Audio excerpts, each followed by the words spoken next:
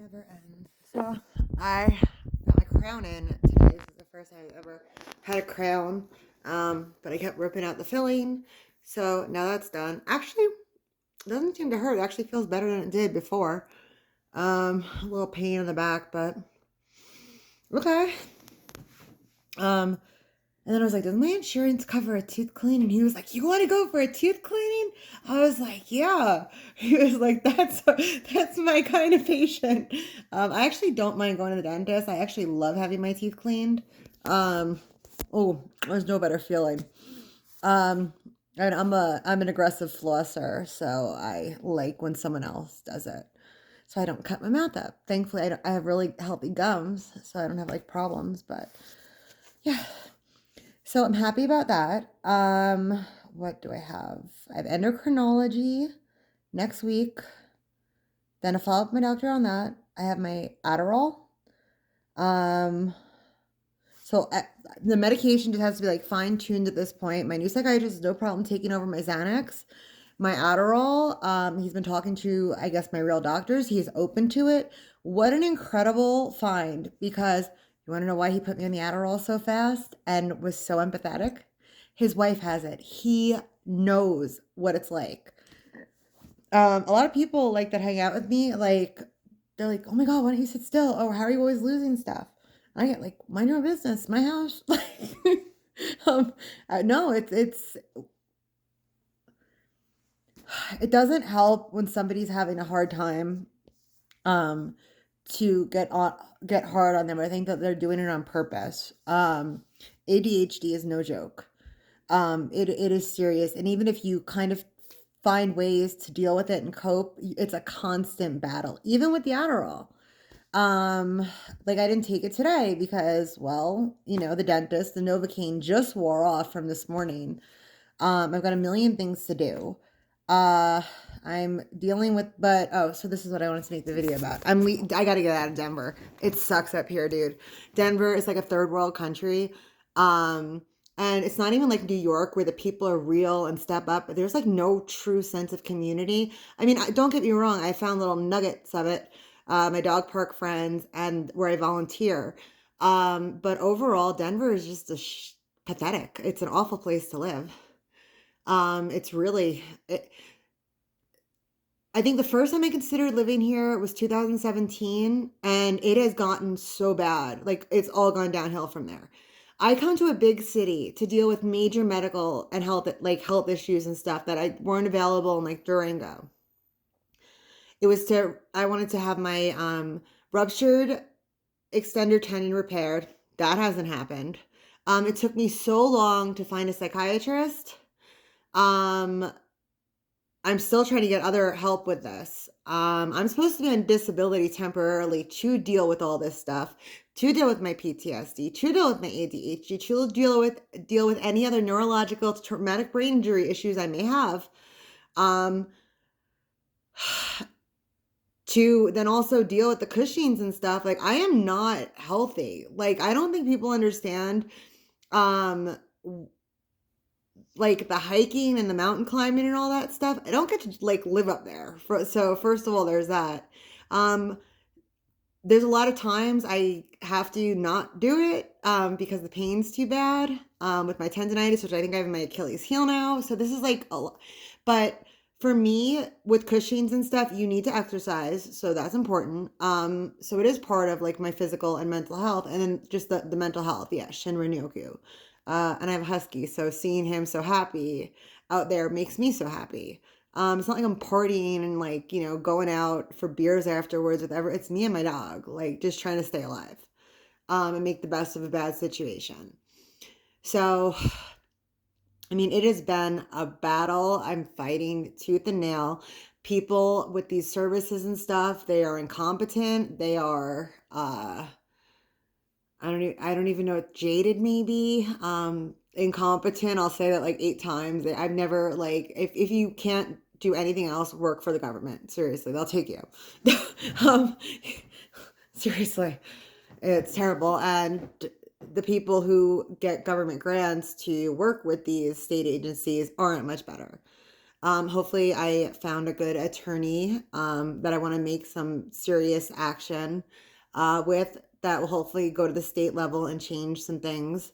Um, this it's so funny, like talking with housing people. I'm like, no, you don't want people housed. Well, yes, but what do you think we're doing? Well, you're delving out vouchers and stuff like this and assistance that is only temporary. You're offering no other services. You don't listen to people who are experiencing it or have experienced or who've risen up. They don't care about what they have to say. Um, I have all the answers. I do. It's not because I'm a narcissist. It's because I actually have a very open mind where I don't see politics. I see solutions. I have weird neurodivergency where I'm insanely, freakishly genius with probability, quantitative analysis, and these weird mathematical schemes that I see all the time. Um, yeah, I talk to real people, whether they have a lot of money or are sleeping under a bridge. Like, you have to be able to take in from everyone from everywhere if you want to come up with solutions. So here they are. There's over 16 million abandoned houses across the country. 16 million. Let's say worst case scenario, super modest estimate here. Let's just say 6 million of them are habitable. You're not just housing 6 million individuals. You could have options depending on the amount of bedrooms and stuff for families and all this stuff. I mean, you could easily house 12 million people. I can't even remember that the average homeless thing is across the country right now. It's probably way more than they estimate, and people on the verge of it. Well, all these vouchers and all this other stuff, well, why does it keep going up? Because they don't want people. House does not mean in houses or with better jobs and better opportunities. House means they want you to live in buildings that are covered in mold or whatever, where your landlord or whatever can like terrorize you and charge you all these fees that they're not providing the services for, they don't have to account for. There's no oversight with any of this. They want you in cities, in shabby towns, in shitty apartments with a bunch of violence and drugs. That is what the state wants from you. Because that corporation that's getting away with breaking all sorts of laws, not just civil, that corporation is donating to the politicians. They wanted to house people. People would be in houses. It's really not that hard. So let's just say the other 10 million is not really that habitable. Do you know how many people I know that would volunteer to fix these things up, to have like food sources, homesteads, to like help so many people? I could pull 100 off my Facebook list in 5 minutes. The government prevents things like that from happening. Why? People really need to wake up. They need to rise up. They need to stand up. Because this is not okay. It's only going to get worse. It is getting worse. They just dump more money at the same failed things. It's absolutely insane. Now there's like some proposition to have a law passed where landlords can't not renew your lease without cause. So, and there's no like restrictions on how high they can raise the rent, what the causes have to be, the burden of proof, and all this other stuff. So this is what's going to happen. They're going to price people out if they don't want them there, especially if they have like a lot of maintenance issues. They're going to make stuff up, and it's going to be a whole lengthy court process with no lawyers, because this is how Colorado and most states are. Or they're just going to make the life there so miserable that they're not going to want to hang on. Or what they do, I've seen them try to do, is charge cut ridiculous amounts. So if say you're like new lease or whatever, they don't let you stay a couple days and come up with a fair thing. No, they charge you like $400 a week if you're there one more day. Like, it's so grimy and disgusting. What's going on, and it's not going to change. It's all a dog and pony show, smoke and mirrors. Like, Who's the Wizard of Oz, dude? So, but yeah, this is what this channel is supposed to be about like real solutions and all that stuff. So hopefully when I talk to this new attorney, he seems really cool. He's just kind of getting started, but he is making some waves. I'm also speaking with the press. Uh, we got to get to some real solutions here. People need to start lighting fires under their politicians' asses and stuff, or do what I do. Don't even really bother with them. Get a record to show people you try, that they don't care, and then just build communities and do it yourselves. Government is not your friend. They're not here to help you. They don't care about you. They are here to exploit you and to empower themselves financially, politically. It's all about power and money. You are nothing to them. And it's like a disease. It's spreading, People were able to function kind of at the poverty line. They had a little something. Now they take that away. Now you're losing the middle class. Now the middle class is just trying to stay above that poverty line desperately. They can all be taken away with one sickness, one death in the family, gone. One car accident could all be gone. That's no way. And then the rich just keep getting richer and richer and richer off of these people. Now, whatever people think about people like Elon Musk and stuff, Elon Musk is not profiting or exploiting the poor or the middle class in any way. He is producing things. This is the difference. These are the people that don't do a lot of political donations and stuff. They actually just provide like actual legitimate products and services and stuff. Whatever you think about Tesla, like the problems are trying to be fixed. There is reimbursement and things that they don't tell you about. I'm not a big fan of pure electric. Hybrid's the way to go, but that's my 2 cents. But Elon Musk is I don't even know what his position is now, but he was a huge funder and promoter of the Tesla vehicles and stuff, which is what everybody wanted. All these elitists, leftists and stuff wanted the electric vehicles. Well, they don't work great. So he was just doing, the best he could with the demand.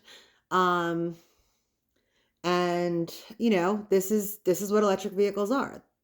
They're not going to get much better. They need some sort of secondary generator type thing. But no, that's a whole problem. But as far as electric vehicles go, I mean, Teslas are the best. It is what it is. But yeah, people hate on like Elon Musk, who's doing more for low income people and stuff, trying to get these like cheaper, affordable energies and stuff, these solar cells out and stuff. And like everyone hates on him. But meanwhile, you're like trying to buy Kim Kardashian's stupid Spanx because you think that makes you like, I don't know, like a Calabasas resident or something. No, you're poor buying stuff you don't need to fill voids you could probably fix if you just did something worthwhile, like planted a tree. I don't know. But this is like everything that, I've been saying for months, like how permanent supportive housing is a vicious exploitation of society's most vulnerable. I was talking to a few friends, one that got in touch with me through here, who I'm happy to report, since leaving all that chaos, his health has gotten better. He was having difficulties breathing and stuff with all the fentanyl and meth. Because it was a trap house. And he reminded me, he's like, yeah, when I think I met you like the first or second day or something. He's like, and I asked you about that place and you were just straight up, oh, it's a trap house. Yep, sure enough, your girl's right. I'm from New York and I know what I'm talking about. And yeah, so he said his health got better as soon as he left. He is doing well, has his own place down in New Mexico. So that was really good to hear. I have another person who is coming to me, trying to ask like, well, what's going on with these vouchers? He has a voucher. He's trying to find housing and stuff, and nobody is helping him. I've been telling them for months what people need. and how hard it is, especially if somebody has been homeless for a long time, or domestic violence situations where the man, or well, women can be beat too, but it's usually men. They were taking care of the bills and everything, and these women don't know what to do. Like, where is the help? They've never done this before. Where's that? Where, with all these housing and all this like support services, where's the credit building? Where is the job services and stuff? Part of the reason why the housing crisis is where it is because everyone's got some sort of, criminal record, because everything's a crime. um Somebody has cancer or takes care of somebody who's sick, or gets into a horrible car accident. By the time the money and the process and all this stuff comes through, they could end up being homeless. Hurricanes.